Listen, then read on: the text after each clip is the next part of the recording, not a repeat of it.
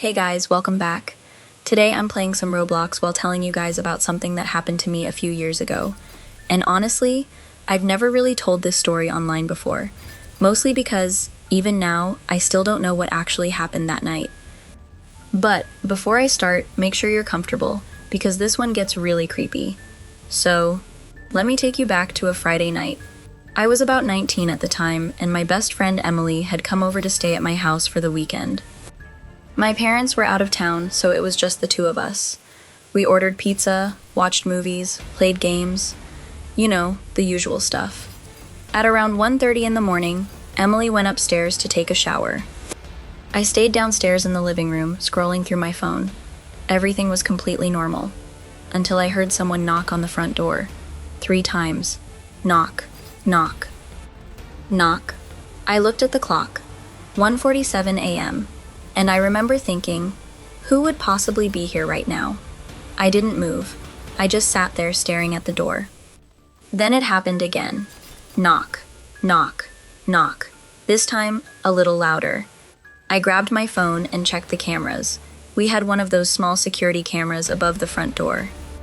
I opened the app, and there was nobody there. Nobody. I could see the entire porch. The driveway, the street. Everything was empty.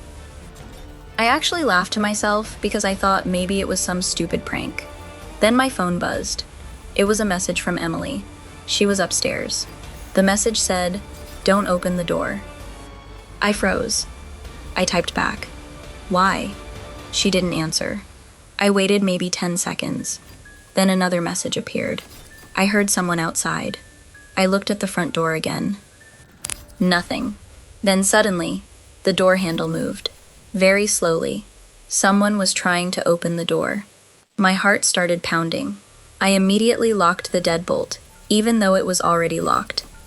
Then I grabbed the biggest kitchen knife I could find.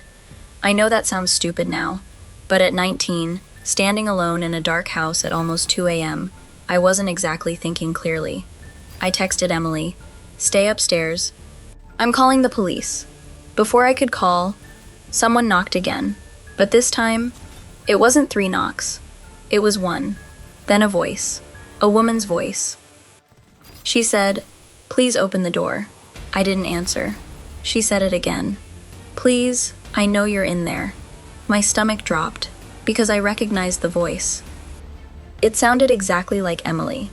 I looked toward the stairs. "Emily?" No answer. I called her phone. Nothing. Then I heard footsteps upstairs. Slow footsteps. Coming down the stairs. I nearly dropped my phone. I whispered, "Emily?" A few seconds later, she appeared. She was wearing a towel around her hair and looked completely confused. She said, "Why are you standing there?" I couldn't speak. I just pointed at the door. Then I whispered, "Someone is outside." She looked at me, and then she said something I'll never forget. "No one's outside," I said. "What do you mean?" She walked over to me. She looked through the peephole. Then she turned around. Her face had completely changed. She whispered, "Don't look through the window." I asked her why. She didn't answer. Instead, she grabbed my arm and pulled me away from the door. Then she whispered, "Because I saw her." I felt sick. "Who?" Emily looked toward the stairs. Then she said, "Me." I thought she was joking. I actually told her to stop messing around, but she wasn't joking. She told me that while she was upstairs, she had looked out of the bathroom window, and she saw someone standing across the street. A woman, just standing there, looking directly at our house. And the woman looked exactly like her. Same hair, same clothes, same face.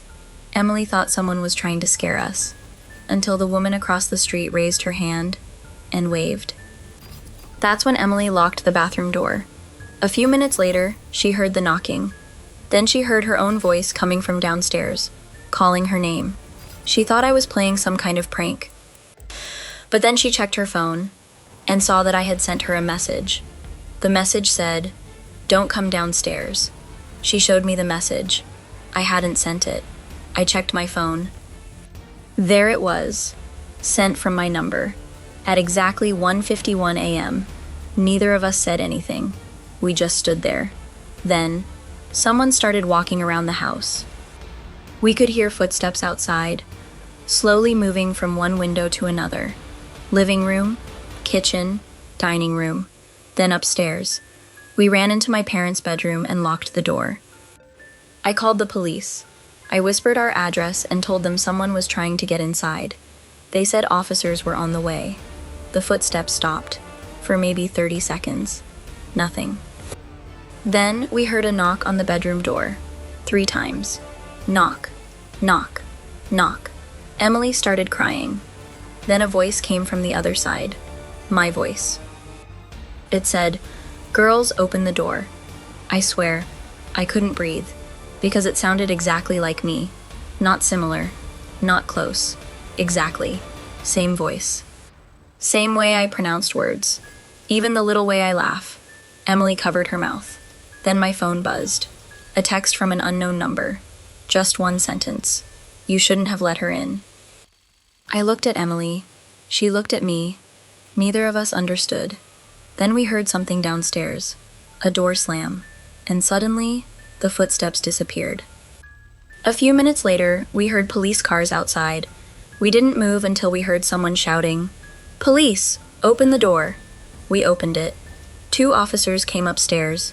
We told them everything. They searched the entire house. Nothing. No broken windows. No forced doors. No one hiding anywhere. They checked the security camera. And this is where the story gets even stranger. The camera footage showed us sitting downstairs. Then it showed Emily going upstairs. Then, for almost 12 minutes, the camera stopped recording. Just black screen. When it came back, the police officer was standing on our porch. But there was something in the footage that none of us noticed at first. Right before the camera went black, there was a woman standing across the street. She was staring directly at the camera, and she looked exactly like Emily. The police asked if we'd ever seen her before. Emily said no. They checked the neighborhood. Nothing. No missing person, no suspicious neighbor, nothing. Eventually, they left. We barely slept that night. The next morning, everything looked normal. Sunlight, birds, cars driving down the street. It felt almost ridiculous, like we'd imagined the entire thing, until I opened my phone. There was one new photo in my camera roll. I didn't remember taking it. It was a picture of my bedroom, taken from inside the room, and in the corner, you could see me and Emily sleeping. The photo had been taken at 3:12 a.m., while the police were still inside the house. I showed it to Emily. She immediately started crying. I deleted the photo. I changed my passwords. I replaced the locks.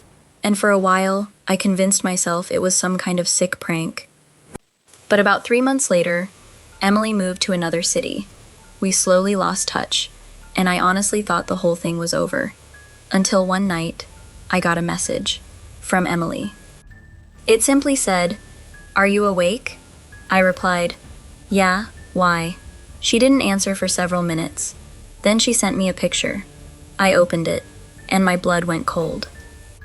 It was a picture of her new apartment, her bedroom, taken from the hallway, and standing at the end of the hallway was a woman who looked exactly like her. Emily sent one final message. "She's here again." I called her immediately. She never picked up. I tried again. Nothing. Then I received another message. But this time, it wasn't from Emily. It was from an unknown number. It said, "You left the door unlocked this time." I haven't spoken to Emily since, and honestly, I don't know if she ever figured out who that woman was. But there's one thing I still think about. That night, when someone was knocking on my front door, I kept asking myself, how did she know we were inside? And then I realized something. She didn't. Because she had been inside the house already. And whatever was outside might not have been trying to get in. It might have been trying to get out. So yeah, that's the story. And honestly, after telling it again, I don't think I'm sleeping tonight. Anyway, let's get back to the game, because apparently getting chased by Roblox players is somehow less terrifying than real life.